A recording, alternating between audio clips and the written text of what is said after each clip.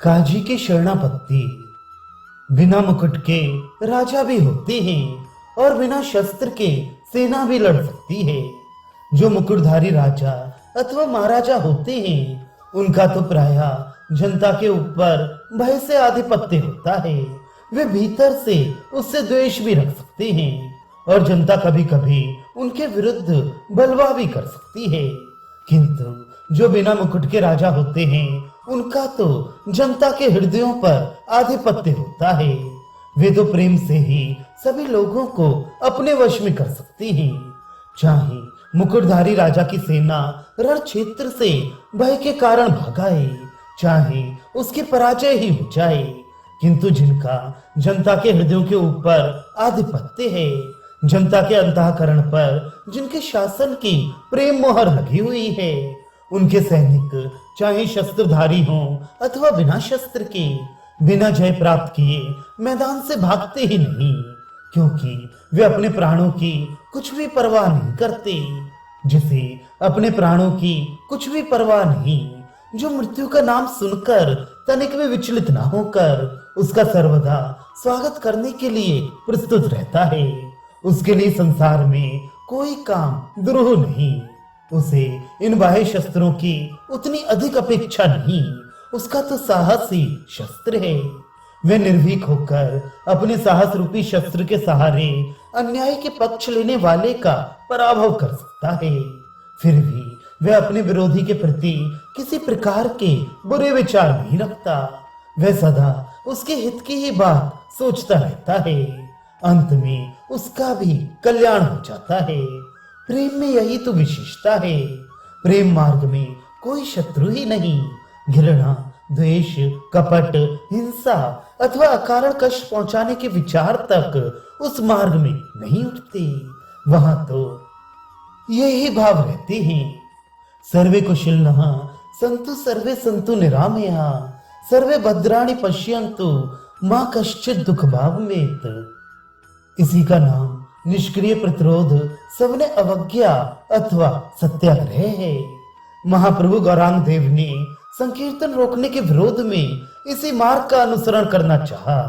काजी की नीच प्रवृत्तियों के दमन करने के निमित्त उन्होंने इसी उपाय का अवलंबन किया। सब लोगों से उन्होंने कह दिया, आप लोग घबराएं नहीं, मैं स्वयं काजी के सामने संकीर्तन करता हुआ निकलूंगा। देखें वह मुझे संकीर्तन से किस प्रकार रोकता है। प्रभु के ऐसे आश्वासन से सभी को परम प्रसन्नता हुई और सभी अपने अपने घरों को चले गए। दूसरे दिन महाप्रभु ने नित्यानंद जी को आज्ञा दी कि संपूर्ण नगर में इस संवाद को सुनाओ कि हम आज सायंकाल के समय काजी की आज्ञा के विरुद्ध नगर में संकीर्तन करते हुए निकलेंगे। संध्या के समय सभी लोग हमारे घर पर एकत्रित हों और प्रकाश के लिए एक एक मशाल भी साथ लेते आए। नित्यानंद जी तो बहुत दिन से यही बात चाहते भी थे।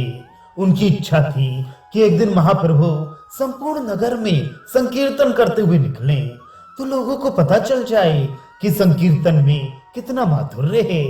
उन्हें विश्वास था कि जो लोग संकीर्तन का विरोध करते हैं, यदि वे लोग एक दिन भी गौरांग के प्रेम नृत्य को देख लेंगे तो वे सदा के लिए गौरांग के तथा उनके संकीर्तन के भक्त बन जाएंगे। महाप्रभु के खुलकर कीर्तन करने से भयभीत भक्तों का भय भी दूर भाग जाएगा और अन्य लोगों को भी फिर संकीर्तन करने का साहस होगा। बहुत से लोग हृदय से संकीर्तन के समर्थक हैं, किंतु काजी के भय से उनकी कीर्तन करने की हिम्मत नहीं होती। प्रभु के प्रोत्साहन की ही आवश्यकता है। इन बातों को नित्यानंद जी मन ही मन में बहुत दिनों से सोच रहे थे, किंतु उन्होंने किसी पर अपने इन भावों को प्रकट नहीं किया। आज स्वयं महाप्रभु को नगर कीर्तन करने के लिए उद्यत देखकर उनके आनंद का पारावार न रहा। वे हाथ में घंटा लेकर नगर के मोहल्ले मोहल्ले और गली गली में घर घर घूम घूम कर इस शुभ संवाद को सुनाने लगे। पहले वे घंटे को जोरों से बजाते थे। घंटे की ध्वनि सुनकर बहुत से स्त्री पुरुष वहां एकत्रित हो जाते। तब नित्यानंद जी हाथ उठाकर कहते, भाइयों आज शाम को श्री गौर हरे अपने सुमधुर संकीर्तन से संपूर्ण नगर के लोगों को पावन बनाएंगे। नगरवासी नर नारियों की चिरकाल की मनोवांछा आज पूरी होगी। सभी लोगों को आज प्रभु के अद्भुत और अलौकिक नृत्य के रसास्वादन का सौभाग्य प्राप्त होगा। सभी भाई संकीर्तनकारी भक्तों के स्वागत के निमित्त अपने अपने घरों को सुंदरता के साथ सजाएं और शाम को सभी एक एक मशाल लेकर प्रभु के घर पर आएं। वहां किसी प्रकार का शोरगुल न मचाएं, बस संकीर्तन का सुख लूटते हुए अपने जीवन को कृतकृत्य बनाएं। सभी लोग इस मुनादी को सुनते और आनंद से उछलने लगते। सामूहिक कार्यों में एक प्रकार का स्वाभाविक जोश आ जाता है। उस जोश में सभी प्रकार के लोग एक अज्ञात शक्ति के कारण खींचे से चले आते हैं, जिनसे कभी किसी शुभ काम की आशा नहीं की जाती। वे भी जोश में आकर अपनी शक्ति से बहुत अधिक कार्य कर जाते हैं। इसलिए तो कलिकाल में सभी कार्यों के लिए संघ शक्ति को ही प्रधानता दी गई है। नवद्वीप में ऐसा नगर कीर्तन पहले कभी हुआ ही नहीं था। वहां के नर नारियों के लिए ये एक नूतन ही वस्तु थी। लोग बहुत दिनों से निमाई के नृत्य और कीर्तन की बातें तो सुनते थे, किंतु उन्होंने आज तक कभी निमाई का नृत्य तथा कीर्तन देखा नहीं था। श्रीवास पंडित के घर के भीतर संकीर्तन होता था और उसमें खास खास भक्तों के अतिरिक्त और कोई जा ही नहीं सकता था। इसलिए नगरवासियों की कीर्तन आनंद देखने की इच्छा मन ही मन में दब सी जाती। आज नगर कीर्तन की बात सुनकर सभी की दबी हुई इच्छाएं उभड़ पड़ी। लोग अपनी अपनी शक्ति के अनुसार संकीर्तन के स्वागत के निमित्त भांति भांति की तैयारियां करने लगे। कहावत है, खरबूजे को देखकर खरबूजा भी रंग बदलने लगता है। जब भगवत भक्त अपने अपने घरों को बंधन बार, कदली स्तंभ और ध्वजा पताकाओं से सजाने लगे, तब उनके समीप रहने वाले शाक्त अथवा विभिन्न पंथ वाले लोग भी शोभा के लिए अपने अपने दरवाजों के सामने झंडियां लगाने लगे, जिससे हमारे घर के कारण नगर की सजावट में बाधा न पड़े। किसी जोशीले नए काम के लिए सभी लोगों के हृदयों में स्वाभाविक ही सहानुभूति उत्पन्न हो जाती है। उस कार्य की धूमधाम से तैयारियां होते देखकर विपक्षी भी उसमें सहयोग देने लगते हैं। उस समय उनके विरोधी भाव दूर हो जाते हैं, कारण कि उग्र विचारों का प्रभाव तो सभी प्रकार के लोगों के ऊपर पड़ता है। इसलिए जो लोग अपनी नीच प्रकृति के कारण संकीर्तन तथा श्री गौरांग से अत्यंत ही द्वेष मानते थे, उन अकारण चलने वाले खल पुरुषों के घरों को छोड़कर सभी प्रकार के लोगों ने अपने अपने घरों को भली भांति सजाया। नगर की सुंदर सड़कों पर छिड़काव किया गया। स्थान स्थान पर धूप, गुग्गल आदि सुगंधित वस्तुएं जलाई गई। सड़क के दोनों ओर भांति भांति की ध्वजाएं फहराई गई। स्थान स्थान पर पताकाएं लटक रही थीं। सड़क के किनारे के दुमंजिले तिमंजिले मकान लाल, पीली, हरी, नीली आदि विविध प्रकार की रंगीन साड़ियों से सजाई गई थी। कहीं कागज की पताकाएं फहरा रही थीं, तो कहीं रंगीन कपड़ों की ही झंडियां शोभा दे रही थीं। भक्तों ने अपने अपने द्वारों पर मंगल सूचक कोरे घड़े जल से भर भर कर रख दिए हैं। द्वारों पर गैरों के सहित केले के वृक्ष बड़े ही सुंदर तथा सुहावने दिखाई देते थे। लोगों का उत्साह इतना अधिक बढ़ गया था कि वे बार बार यही सोचते थे कि हम संकीर्तन के स्वागत के निमित्त क्या क्या कर डालें। संकीर्तन मंडल किधर होकर निकलेगा और कहां जाकर उसका अंत होगा, इसके लिए कोई पथ तो निश्चित हुआ ही नहीं था।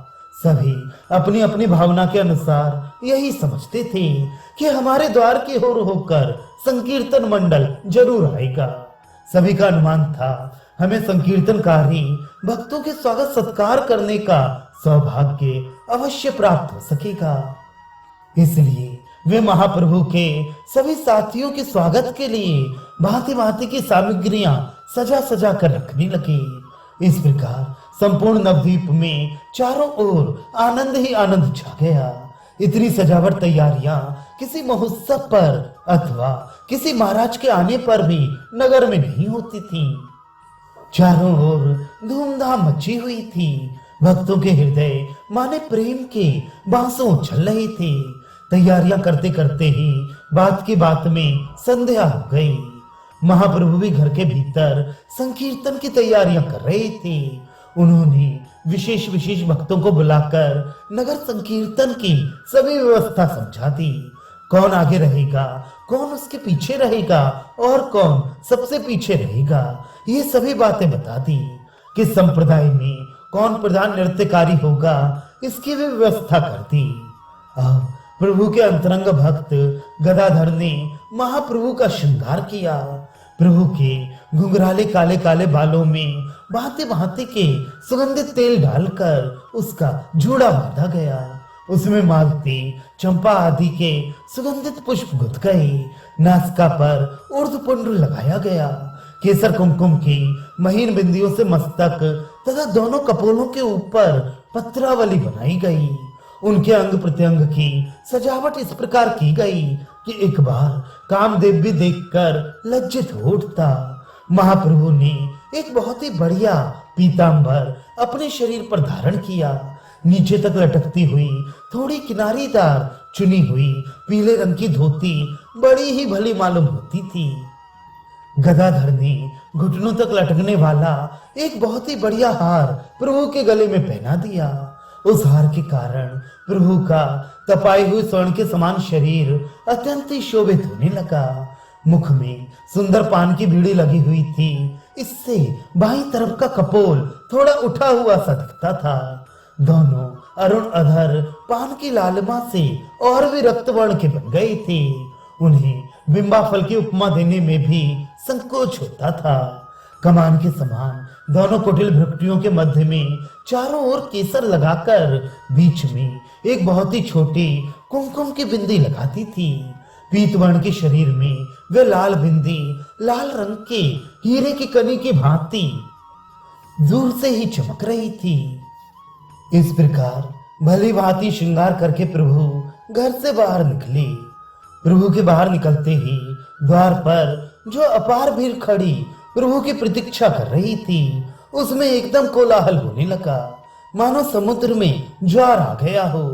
सभी जोरों से हरि बोल कहकर दिशा विदिशाओं को गुजारने लगे।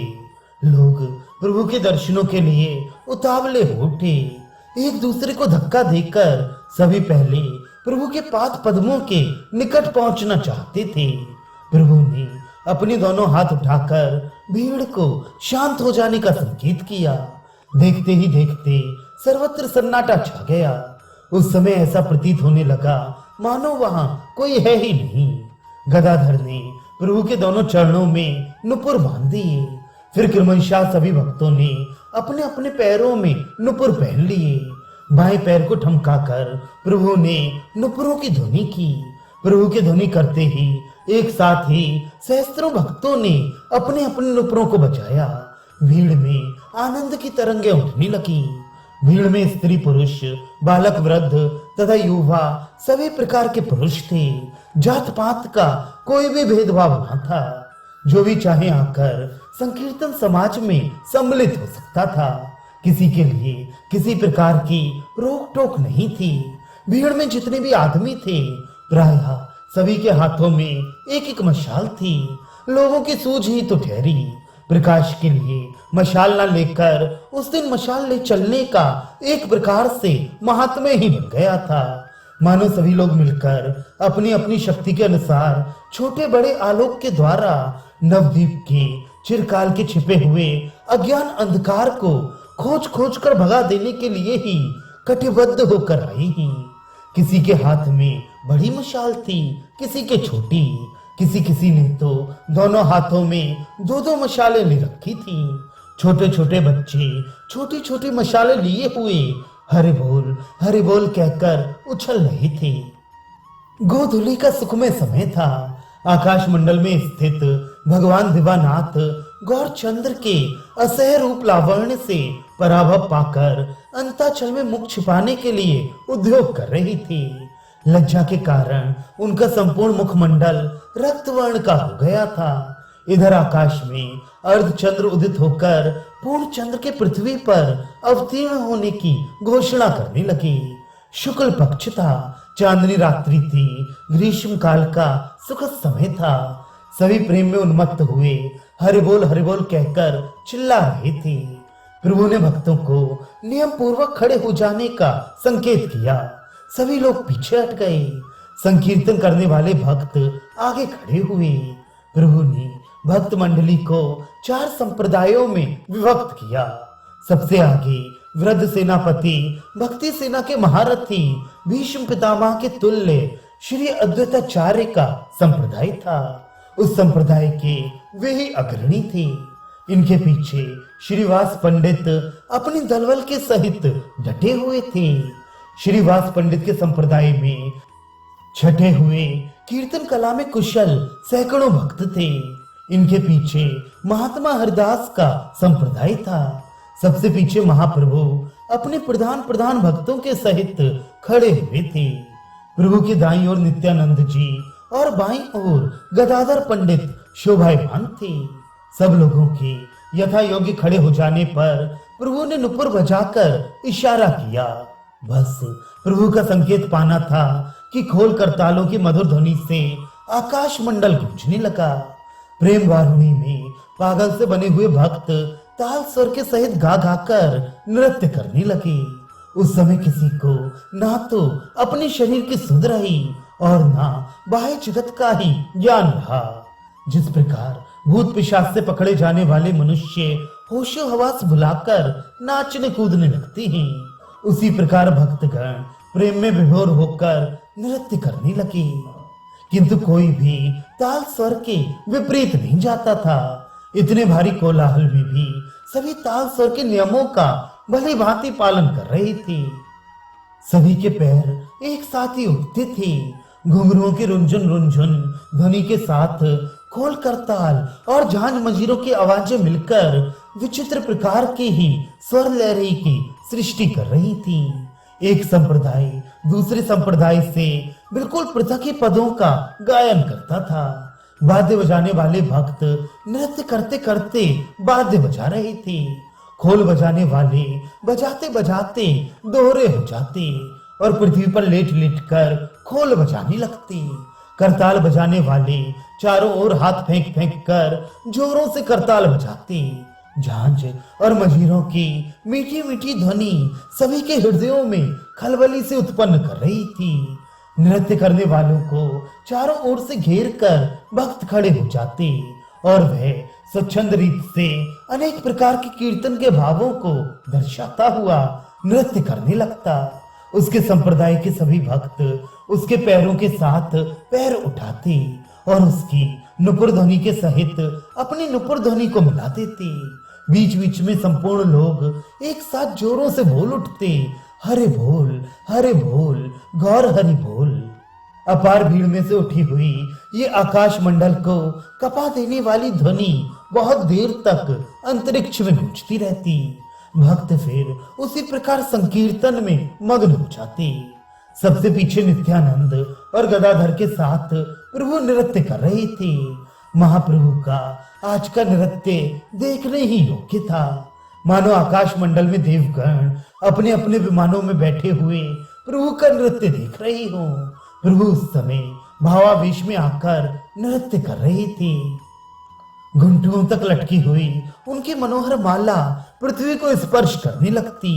कमर को लचाकर हाथों को उठाकर ऊर्ध्व दृष्टि किए हुए प्रभु नृत्य कर रहे थे। उनके दोनों कमल नयनों से प्रेमाश्रु बह बहकर कपोलों के ऊपर से लुढ़क रही थी। तिरछी आंखों की कोरों में से शीतल अश्रुओं के कण बह बहकर जब कपोलों पर कड़ी हुई पत्रावली के ऊपर होकर नीचे गिरते, तब उस समय के मुखमंडल की शोभा देखते ही बनती थी। वे गदगद कंठ से गा रहे थे, तुम्हार चरणे मन लाग रे हे सारंगधर। सारंगधर कहते कहते प्रभु का गला भरा था और सभी भक्त एक स्वर में बोल उठते, हरि बोल गौर हरि बोल। प्रभु फिर संभल जाते और फिर उसी प्रकार कोकिल कंठ से गान करने लगते। वे हाथ फैलाकर, कमर लचाकर, भौहें मरोड़कर, सिर को नीचा ऊंचा करके भांति भांति से अलौकिक भावों को प्रदर्शित करते। सभी दर्शक काठ की पुतलियों के समान प्रभु के मुख की ओर देखते ही रह जाते। प्रभु के आज के नृत्य से कठोर हृदय में भी प्रेम का संचार होने लगा। कीर्तन के महाविरोधियों के मुखों में से भी हठात निकल पड़ने लगा, धन्य है, प्रेम हो तो ऐसा हो। कोई कहता, इतनी तन्मयता से तो मनुष्य शरीर में संभव नहीं। दूसरा बोल उठता, निमाई तो साक्षात नारायण है। कोई कहता, हमने तो ऐसा सुख अपने जीवन में आज तक कभी पाया नहीं। दूसरा जल्दी से बोल उठता, तुमने क्या, किसी ने भी ऐसा सुख आज तक कभी नहीं पाया। ये सुख तो देवताओं को भी दुर्लभ है, वे भी इसके लिए सदा लालायित बने रहती हैं। प्रभु संकीर्तन करते हुए गंगा जी के घाट की ओर जा रहे थे। रास्ते में मनुष्यों की अपार भीड़ थी। उस भीड़ में से चींटी का भी निकल जाना संभव नहीं था। भगवत भक्त सदगृहस्थ अपने अपने दरवाजों पर आरती लिए हुए खड़े थे। कोई प्रभु के ऊपर पुष्पों की वर्षा करता, कोई भक्तों को माला पहनाता, कोई बहुमूल्य इत्र फुलेल की शीशी प्रभु के ऊपर उड़ेल देता, कोई इत्र दान में से इत्र छिड़क कर भक्तों को तरोवार कर देता। अटारी और छज्जे तथा द्वारों पर खड़ी हुई स्त्रियां प्रभु के ऊपर वहीं से पुष्पों की वृष्टि करती। कुमारी कन्याएं अपने आंचलों में भर भर कर धान के लावा भक्तों के ऊपर बिखेरती। कोई सुंदर सुगंधित चंदन ही छिड़क देती, कोई अक्षत, धूप तथा पुष्पों को ही फेंक कर भक्तों का स्वागत करती। इस प्रकार संपूर्ण पथ पुष्पमय हो गया। लावा, अक्षत, पुष्प और फलों से रास्ता पट सा गया। प्रभु उन्मत्त हुए नृत्य कर रहे थे। उन्हें बाह्य जगत का कुछ पता ही नहीं था। सभी संसारी विषयों का चिंतन छोड़कर संकीर्तन के प्रेम धारा में वे बहने लगे। उन्हें ना तो काजी का पता रहा और ना उसके अत्याचारों का ही। सभी प्रभु के नृत्य को देखकर आपा भूले हुए थे। इस प्रकार का नगर कीर्तन ये सबसे पहला ही था। सभी के लिए एक नई बात थी। फिर मुसलमान शासक के शासन में ऐसा करने की हिम्मत ही किसकी हो सकती थी। किंतु आज तो प्रभु के प्रभाव से सभी अपने को स्वतंत्र समझने लगे थे। उनके हृदयों पर तो एकमात्र प्रभु का साम्राज्य था। वे उनके तनिक से इशारे पर सिर कटाने तक को तैयार थे। इस प्रकार संकीर्तन समाज अपने नृत्य गान तथा जय जयकारों से नगरवासियों के हृदय में एक प्रकार के नवजीवन का संचार करता हुआ गंगा जी के उस घाट पर पहुंचा जहां प्रभु नित्य प्रति स्नान करती थी। वहां से प्रभु भक्त मंडली के सहित मधाई घाट पर गए। मधाई घाट से सीधे ही बेल पुखरा जहां काजी रहता था उसकी ओर चले। अब सभी को स्मरण हो उठा कि प्रभु को आज काजी का भी उद्धार करना है। सभी उसके अत्याचारों को स्मरण करने लगे। कुछ लोग तो यहाँ तक आवेश में आ गए कि खूब जोरों के साथ चिल्लाने लगे, इस काजी को पकड़ लो, जान से मार डालो, इसने हिंदू धर्म पर बड़े बड़े अत्याचार किए हैं। प्रभु को इन बातों का कुछ भी पता नहीं था। उन्हें किसी मनुष्य से या किसी संप्रदाय विशेष से रत्ती भर भी द्वेष नहीं था। वे तो अन्याय के दोषी थे। सो भी अन्याय के साथ वे लड़ना नहीं चाहते थे। वे तो प्रेमास्त्र के द्वारा ही उसका पराभव करना चाहते थे। वे संहार के पक्षपाती ना होकर उद्धार के पक्ष में थे। इसलिए मारकाट का नाम लेने वाले पुरुष उनके अभिप्राय को न समझने वाले अभक्त पुरुष ही थे। उन उत्तेजना प्रिय अज्ञानी मनुष्यों ने तो यहाँ तक किया कि वृक्षों की शाखाएं तोड़ तोड़ कर वे काजी के घर में घुस गए और उसकी फुलवारी तथा बाग के फल फूलों को नष्ट भ्रष्ट करने लगी। काजी के आदमियों ने पहले से ही काजी को डरा दिया था। उससे कह दिया था, निमाई पंडित हजारों मनुष्यों को साथ लिए हुए तुम्हें पकड़ने के लिए आ रहा है। वे लोग तुम्हें जान से मार डालेंगे। कमजोर हृदय वाला काजी अपार लोगों के कोलाहल से डर गया। उसकी फौज ने भी डरकर जवाब दे दिया। बेचारा चारों ओर से अपने को असहाय समझकर घर के भीतर जा छिपा। जब प्रभु को इस बात का पता चला कि कुछ उपद्रवी लोग जनता को भड़काकर उसमें उत्तेजना पैदा कर रहे हैं और काजी को क्षति पहुंचाने का उद्योग कर रहे थे, तो उन्होंने उसी समय संकीर्तन बंद कर देने की आज्ञा दे दी। प्रभु की आज्ञा पाते ही सभी भक्तों ने अपने अपने वाद्य नीचे उतार कर रख दिए। नृत्य करने वाले रुक गए, पद गाने वालों ने पद बंद कर दिए। क्षण भर में ही वहां सन्नाटा सा छा गया। प्रभु ने दिशाओं को गुजाते हुए मेघ गंभीर स्वर में कहा, खबरदार, किसी ने काजी को तनिक भी क्षति पहुंचाने का उद्योग किया तो उससे अधिक अप्रिय मेरा और कोई ना होगा। सभी एकदम शांत हो जाओ। प्रभु का इतना कहना था कि सभी उपद्रवी अपने अपने हाथों से शाखा तो ईंट पत्थर फेंककर चुपचाप प्रभु के समीप आ बैठे। सबको शांत भाव से बैठे देखकर प्रभु ने काजी के नौकरों से कहा, काजी से हमारा नाम लेना और कहना कि आपको उन्होंने बुलाया है। आपके साथ कोई भी अभद्र व्यवहार नहीं कर सकता। आप थोड़ी देर को बाहर चलें। प्रभु की बात सुनकर काजी के सेवक घर में छिपे हुए काजी के पास गए और प्रभु ने जो जो बातें कही थी वे सभी जाकर काजी से कहती। प्रभु के ऐसे आश्वासन को सुनकर और इतनी अपार भीड़ को चुपचाप शांत देखकर काजी बाहर निकला। प्रभु ने भक्तों के सहित काजी की अभ्यर्थना की और प्रेम पूर्वक उसे अपने पास बिठाया। प्रभु ने कुछ हंसते हुए प्रेम के स्वर में कहा, क्यों जी, ये कहाँ की रीत है कि हम तो आपके द्वार पर अतिथि होकर आए हैं और आप हमें देखकर घर में जा छिपे। काजी ने कुछ लज्जित होकर विनीत भाव से प्रेम के स्वर में कहा, मेरा सौभाग्य जो आप मेरे घर पर पधारे। मैंने समझा था आप क्रोधित होकर मेरे यहाँ आ रहे हैं, इसलिए क्रोधित अवस्था में आपके सम्मुख होना ठीक नहीं समझा। प्रभु ने हंसते हुए कहा, क्रोध करने की क्या बात थी, आप तो यहाँ के शासक हैं, मैं आपके ऊपर क्रोध क्यों करने लगा।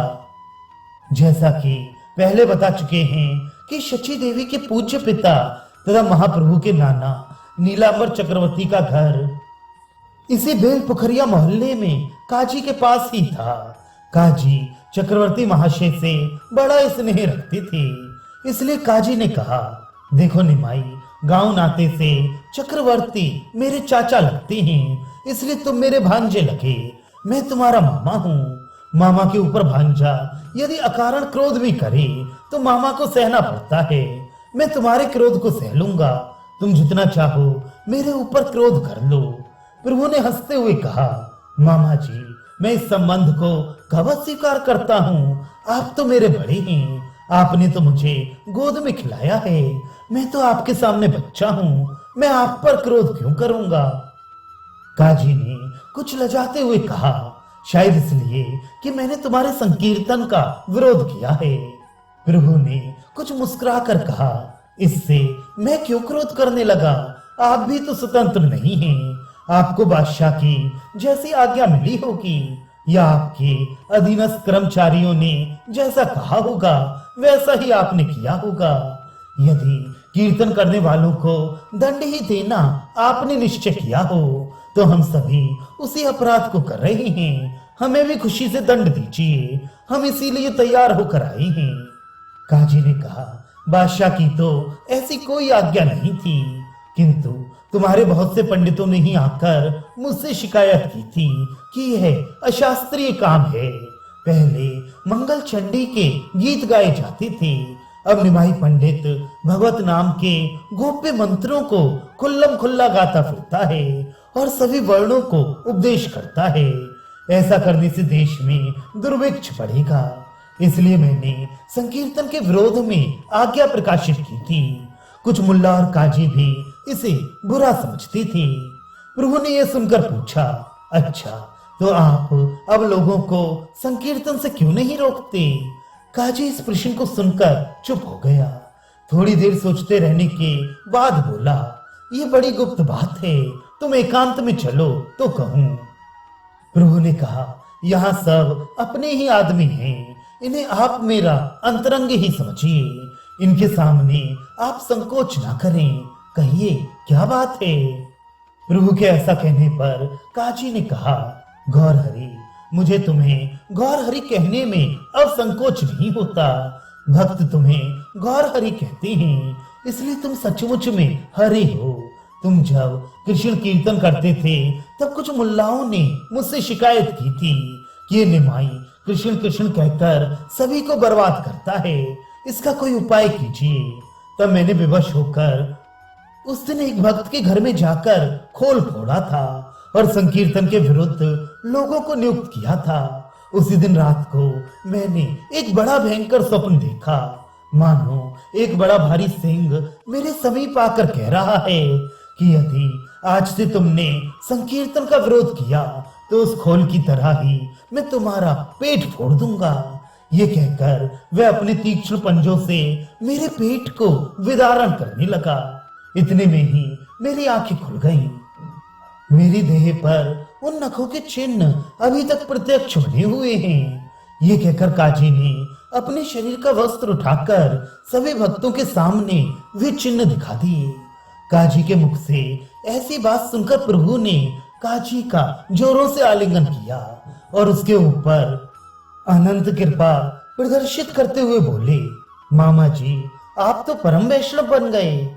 हमारे शास्त्रों में लिखा है, जो किसी भी बहाने से हंसी में, दुख में अथवा वैसे ही भगवान के नामों का उच्चारण कर लेता है, उसके संपूर्ण पाप नष्ट हो जाते हैं। आपने तो कई बार हरि कृष्ण इन सुमधुर नामों का उच्चारण किया है। इन नामों के उच्चारण के ही कारण आपकी बुद्धि इतनी निर्मल हो गई है। प्रभु का प्रेमालिंगन पाकर काची का रोम रोम खिल उठा। उसे अपने शरीर में एक प्रकार के नवजीवन का सा संचार होता हुआ दिखाई देने लगा। वह अपने में अधिकाधिक स्निग्धता, कोमलता और पवित्रता का अनुभव करने लगा। तब प्रभु ने कहा, अच्छा तो मामा जी, आपसे मुझे यही बात कहनी है कि अब आप संकीर्तन का विरोध कभी ना करें। गदगद कंठ से काजी कहने लगा, गौरहरि, तुम साक्षात नारायण स्वरूप हो। तुम्हारे सामने मैं शपथ पूर्वक कहता हूँ कि मैं अपने कुल परिवार को छोड़ सकता हूँ, कुटुंबी तथा जात वालों का परित्याग कर सकता हूँ, किंतु आज से संकीर्तन का कभी भी विरोध नहीं करूंगा। तुम लोगों से कह दो वे बेखट के कीर्तन करें। काजी की ऐसी बात सुनकर उपस्थित सभी भक्त मारे प्रसन्नता के उछलने लगे। प्रभु ने एक बार फिर काजी को प्रगाढ़ आलिंगन प्रदान किया और आप भक्तों के सहित फिर उसी प्रकार आगे चलने लगे। प्रभु के पीछे पीछे प्रेम के अश्रु बहाते हुए काजी भी चलने लगा और लोगों के हरि बोल कहने पर वह भी हरि बोल की उच्च ध्वनि करने लगा। इस प्रकार संकीर्तन करते हुए प्रभु केला खोल वाले श्रीधर भक्त के घर के सामने पहुंचे। भक्त वत्सल प्रभु उस अकिंचन दीनहीन भक्त के घर में घुस गए। गरीब भक्त एक ओर बैठा हुआ भगवान के सुमधुर नामों का उच्च स्वर से गायन कर रहा था। प्रभु को देखते ही वह मारे प्रेम के पुलकित हो उठा और जल्दी से प्रभु के पाद पद्मों में गिर पड़ा। श्रीधर को अपने पैरों के पास पड़ा देखकर प्रभु उससे प्रेम पूर्वक कहने लगे, श्रीधर, हम तुम्हारे घर आए हैं, कुछ खिलाओगे नहीं? बेचारा गरीब कंकाल सोचने लगा, हाय, प्रभु तो ऐसे असमय में पधारे कि इस दीनहीन कंकाल के घर में दो मुट्ठी चबेना भी नहीं। अब प्रभु को क्या खिलाऊं? भक्त ये सोच ही रहा था कि उसके पास के ही फूटे लोहे के पात्र में रखे हुए पानी को उठाकर प्रभु कहने लगे, श्रीधर, तुम सोच क्या रहे हो? देखते नहीं हो अमृत भरकर तो तुमने इस पात्र में ही रख रखा है। ये कहते कहते प्रभु उस समस्त जल को पान कर गए। श्रीधर रो रो कर कह रहा था, प्रभु, ये जल आपके योग्य नहीं है। नाथ, इस फूटे पात्र का जल अशुद्ध है। किंतु प्रभु कब सुनने वाले थे। उनके लिए भक्त की सभी वस्तुएं शुद्ध और परम प्रिय हैं। उनमें योग्य अयोग्य और अच्छी बुरी का भेदभाव नहीं।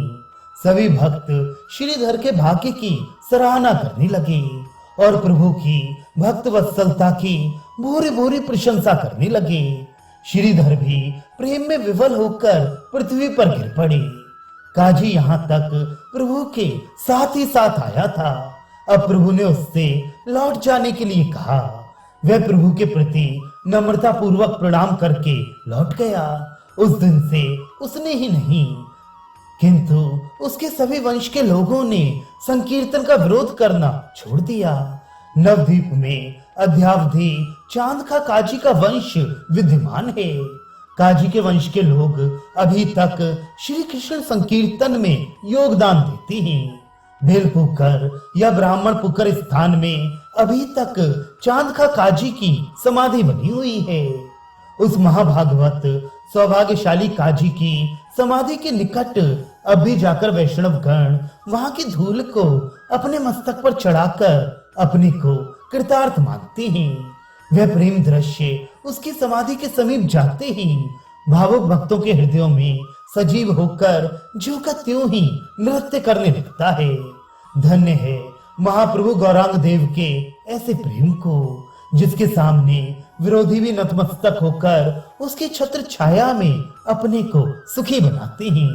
और धन्य है ऐसे महाभाग काजी को, जिसे मामा कहकर महाप्रभु प्रेम पूर्वक प्रगाढ़ आलिंगन प्रदान करते हैं।